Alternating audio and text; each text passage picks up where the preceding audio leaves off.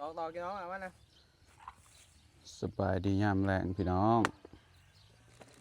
ลงเห็ดเวียกเหมือนทำอิฐเนาะมื้อนี้มีทีมงานเด็กๆมาซอยเนาะมีน้องเสือน้องสุขีสบายดีสบายดีโอ้มื้อนี้เฮาสิลงมัดเขาเลยพี่น้องเอ้ยตัดไว้เมื่อวานนี้เนาะอีพ่อเป็นคนตัดให้นี่กับอันบ่ทอนจ้างเขาเจ้าแน่พี่น้องส่วนมื้อคืนนี่น้อยตัดกับอันพวกน้องเสือน้องเอเนาะแล้วก็สุขีนำตัดอยู่หั่นบ่สุกหากะลงฮ้อนพี่น้องจนค่ำแล้วเนาะตอนนี้5 โมงได้นี่กำลังเลยลงเด้อพี่น้องสิเฮ็ดแบบตอนแรกนะสิเฮ็ดจนค่ำเอาหั่นนะลงตอนบ่ายโมงบ่ไหวพี่น้องย่านเป็นฮีทสโตรกตายฮ้อนแท้ฮ้อนว่าฮ้อนคือสิไหม้นี่แหละซื้อน้ำอ้อยมาซื้อเล็กหน่อยกินเพิ่นเบิดจังไปเอาตัวนั้นมากินขนมนับเรื่องซื้อกับสีมาของมันเต็มก็ได้บ่ได้ซื้อทีมงานวัยรุ่นเฮาเนาะพี่น้องลงเกี่ยวข้าวมื้อลงมัดข้าวมื้อนี้สบายดีเด้อ บ่าวน้อยน้องอันแล้วก็น้องนัดเนาะ สบายดีเด้อพี่น้อง น้องของสุขีได้เล็กน้อยมาซอยพี่น้องสิได้เอาไว้อีกรอบ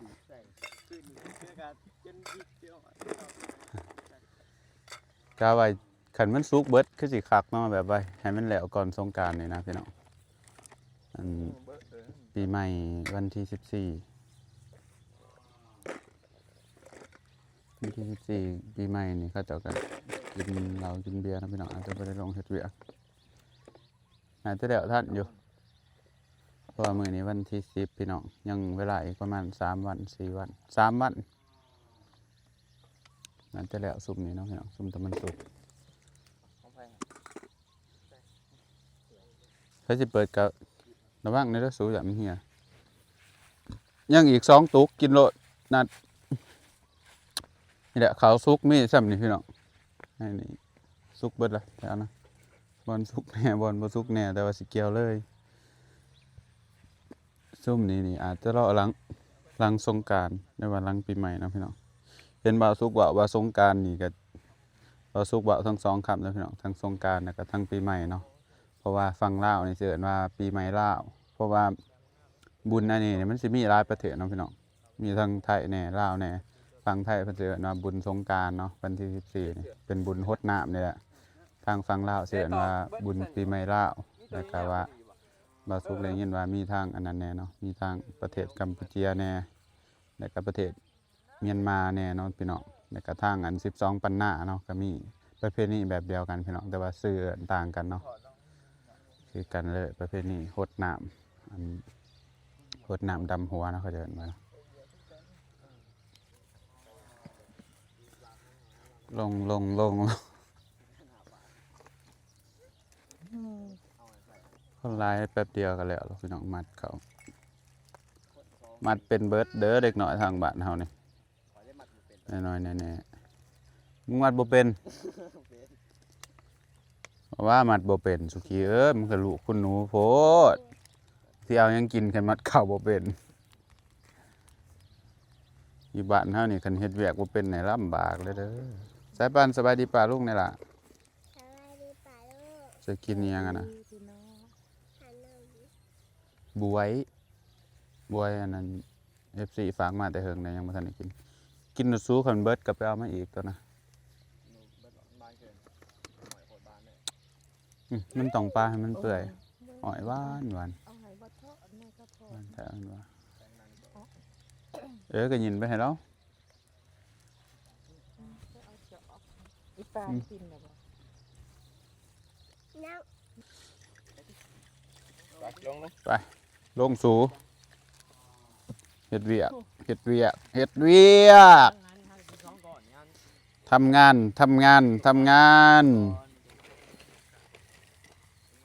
ปีนี้บ่มีบักแค้นบักอามพี่น้องมันไปเฮ็ดเวียกอยู่ไทยเนาะ ปกติมีแต่มันได้มาซอยเล็กน้อยบางคนเขาเจ้าก็บ่ได้เฮ็ดหน้าพี่น้องก็สิมีพวกเฮ็ดหน้าก็สิมีน้องเปาะเนาะ ลุงปอเพิ่นก็ไปเกี่ยวของเพิ่นนะน้องเอก็ไปเกี่ยวเขาของเพิ่นเองแล้วก็น้องนัดก็เฮ็ดคือกันเนาะแต่ว่ายังบ่ทันได้เกี่ยวเนาะนัด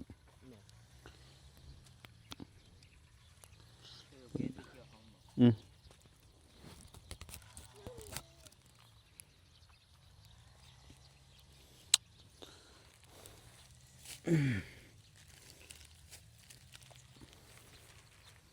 วิธีอันนี้เนาะพี่น้องวิธีสิมัดเขาบาวสุกมักเอามาเขียนแอวทางหน้าบางคนก็เอาทางหลังแล้วแต่เสี้ยนแล้วแต่มักไปมักมันเอาข่อยทางหน้ามันมักอันนี้สำบายแน่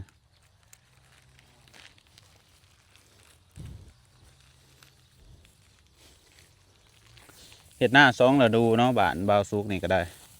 อันนี้เอิ้นว่าหน้าปีนะอันนี้เอิ้นว่าหน้าแซงหรือว่าหน้าปังเนาะพี่น้องฝั่งไทยเอิ้นหน้าปัง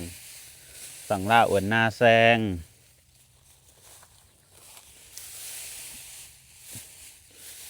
บาวสุกมัดสิมักโค้มจังซี่เนาะโค้มเขามาแล้วก็จับขึ้นมาพร้อมใส่พวกเขานี่ประมาณนี้แล้วก็จับตอกมาสอดจังซี่เนาะไปใส่มือสายนี่จับเอาแล้วก็มัดจังซี่เนาะพี่น้องประมาณนี้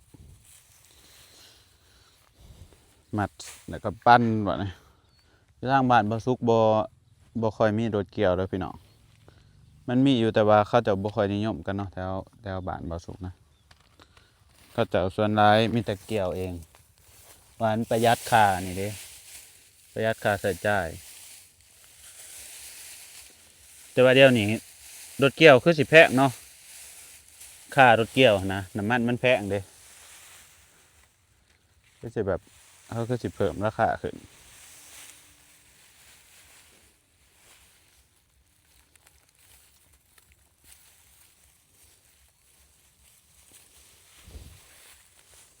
เอาสิมาเบิ่งแต่ละคนมัดเนาะมัดเบิ่งหมอนี่มัดจะได้ตัวมัดมันสุขีมัดเข่าสไตล์เกาหลีอ้ายมึงนัดเลย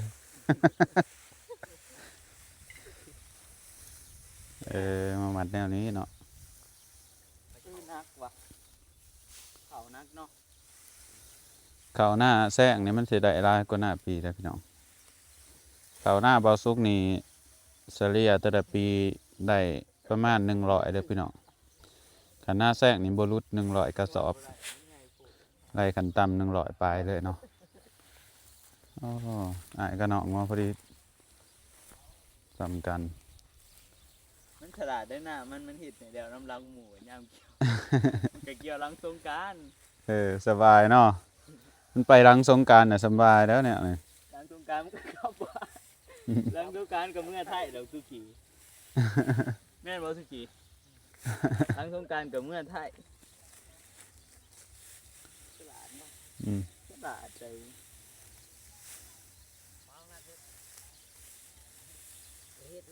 บักรัดไปใช้สับบักรัดมันบ่ได้มาบ่ซะบวชบ่โอ้เป็นจวดอ่ะโอ้หมอรัดไปบวชแล้วเด้อพี่น้องเอ้ยจวดรัดบวชเลยบ่ล่ะน่ะซื้อบวชเนี่ยเป็นไปบวชอยู่บ้านอันนั้นผู้บ้านพ่อเพิ่นบ่เนาะบ้านยังเกาะแกงตะวังอยู่เวียงผู้ใดเนาะแถวโค้งอยู่ใกล้ๆนี่นะแถวใกล้ๆบ้านเฮานี่บ่ได้ไกลดอกมาพอได้หมออูหมอเอเนาะผู้เดียวเนาะ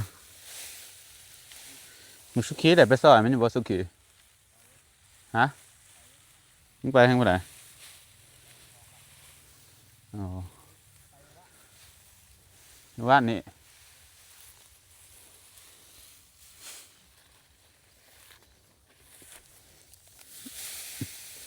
ไปกับเกี่ยวเขาเนาะยามนี้เนาะ เขามึงเขาอีหยังดีแหละมึงเกี่ยวน้ำรังให้มาเกี่ยวซอยกูก่อนเกี่ยวพร้อมกันมึงสิบ่มาซอยกู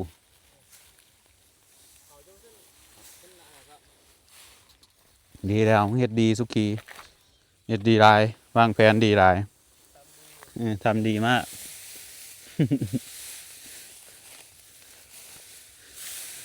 บ่ได้วางแผนออกมามันหน้ามันเดือดสะน้ำลังหมูเดือดสะมา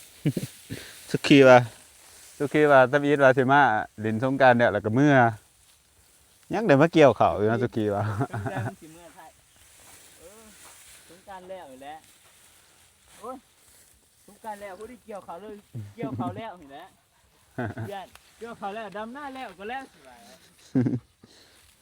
เรื่องว่าสิมาดินสงกรานต์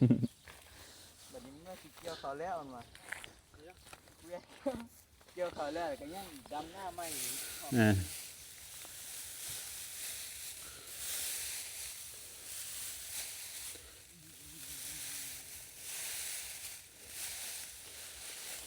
แจ้งก็อ่านไปเห็น อีอาร์มาท่านปั่นเขาอยู่ที่เนาะ นัดก็มันว่าอันนั้นหลังสงกรานต์ว่าสิไปอันนี้ฮะว่าสิไปปากซ่องฮะเขาต้องให้มันแล้วเขาแล้วเนาะให้มันแล้วก่อนเนาะจะหน่อยว่าปรับเมื่อมาจากอีอาร์เนาะคืออย่างได้แบบว่ามาเป็นอันนี้ว่าโอ้ขอข้าวเวียกเฝ้าเมื่อจังซี่นะกันแล้วเขาน้ำลังเขายังว่าแล้วสงกรานต์เฮาสิได้มาปั่นเขาซั่นสิได้ไปปากซ่องอีกอย่างเวลามันบ่พออีอาร์ฮะ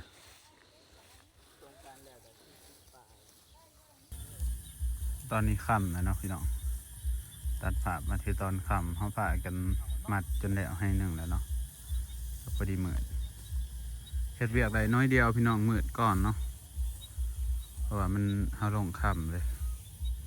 เขาจะเฮ็ดจนมืดเลยเนาะทุกคนมัดให้มันแล้วเพราะว่าคันบ่เฮ็ดย่ำกลางคืนก็จะเฮ็ดย่ำไรแหละย่ำกลางเว้นก็หอนพี่ดึกพี่เดือเมื่อยแห้งเอาไว้ก็เลยว่าเฮ็ดแบบคนร้อนๆเนาะพี่น้อง ดูข้าวจะกี่กันเฮ็ดจริงๆเขาจะว่าพี่บ่าได้บางทีมันร้อนเดี๋ยวนี้ต้องปรับเปลี่ยนไปตามสถานการณ์นะพี่น้องมันหอนแห้งเลยเฮ็ดยามค่ำเอาแต่เวียกแล้วก็พอเนาะพี่น้อง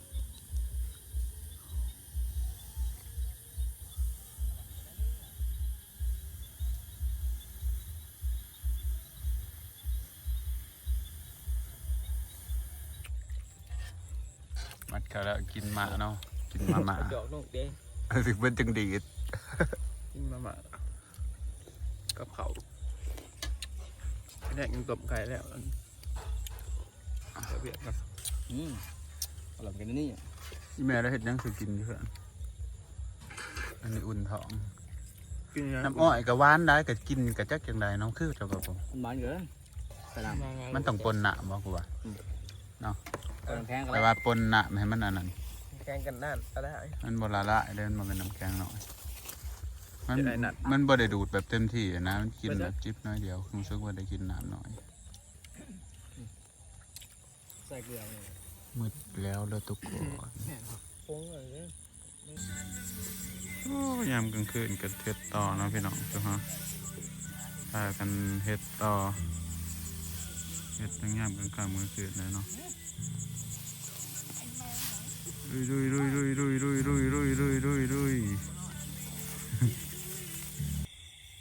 ตอนนี้จูฮ้อพากันมัดจะได้เครื่องหนึ่งแล้วเนาะไว้นั่นสุขีไว้ในทางนะฮันฟ้ามันแล้ว มัดเขายามกลางคืนได้ควบคนละอันเนาะพี่น้องเลยยังอีกเครื่องหนึ่งไก่สีแล้วแล้วยังน้อยหนึ่งอีกเครื่องหนึ่งสุขีเร็วเบื้องนะฮันฟ้ามันแล้วจะได้เล็กน้อยมาซอยหลายคนพี่น้องแล้วไหวอยู่ตอนนี้20:30แล้วนี่พี่น้องที่แล้วเนาะอีกน้อยหนึ่งฝนจากบอลเปียกมาสู่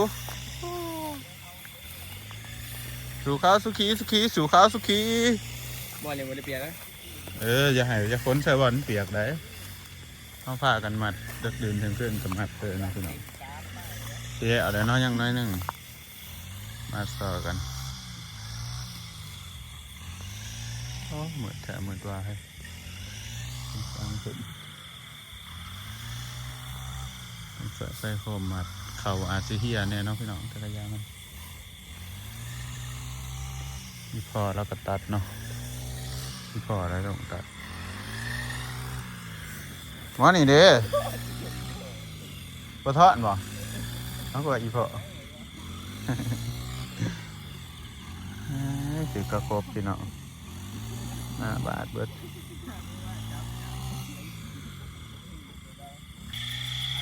ลุยลุยลุยลุยลุยลุยลุยโอ้ยยังน้อยเดียว1 สูเอ้ยมือหนาเดี๋ยวสิซื้อไอศครีมมาให้เราคนละอัน ผู้ใหญ่ใจดีเตือผู้ใหญ่ใจดีเห็นคลิปนี้เขาเลี้ยงไอศครีม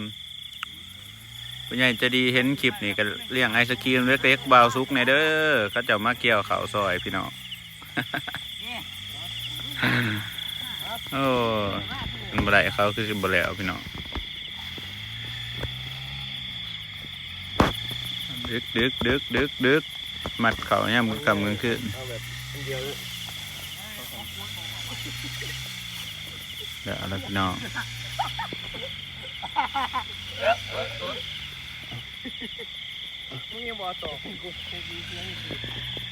ขอตอกแน่ที่ว่ากองก้นให้กันตายได้สู่ไอ้คือว่าตอกแค่เทื่อของนัดใช่ป่ะเลยเนาะเอาแม่สู้เห็ดแม่เป็นคลิปสั่นนะขอตอกแน่มึงกันย่างว่าได้แก้ส่งไส้นะแก้ส่งไส้อีดีเหรออ้าวคือว่าตอกแค่เทื่อนะแบบก็ว่าดังปีดแล้วนะเนาะเสือคือบ่แก้ไปเห็นกดอีดีหรอกนะแบบคือเขาเห็ดทีมงานวิวบองวิวแบงเดี๋ยวเขาเห็ดเขายังดังเห็นว่าสิอายขอตอกแน่ว่าสิคือแก้ไอดีปริ๊ดเอ้าถึงปได้จะสิตอกว่าสิ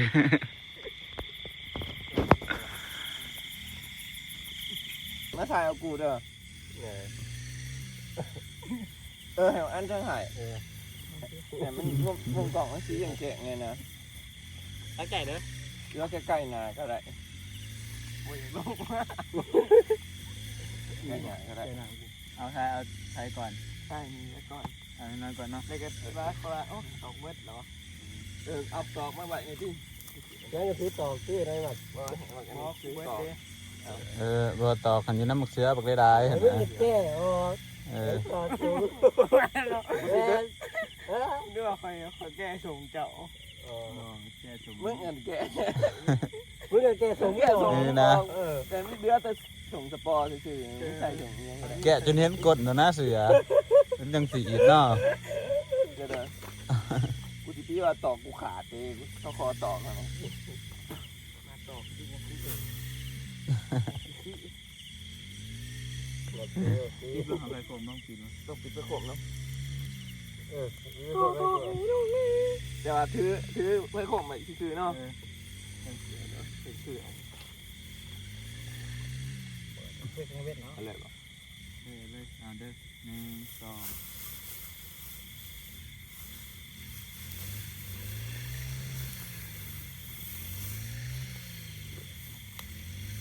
2โอ้เดี๋ยวมันต้องบอกขาดวะทั้งบอลกูอันนี้ยุ่ใส่วะจะดึงเงี้ยจะดึงมือเงี้ยเนาะเอาไม่ตอกมันแหนเป็นแหน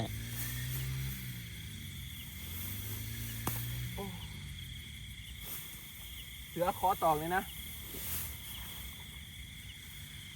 ฮะมึงบอกกูคอตอก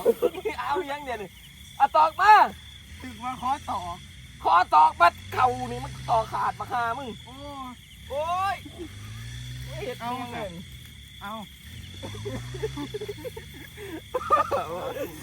เขาน้ำหัวน้ำมือสูบก็ได้ถืออดหัวตีมันจะ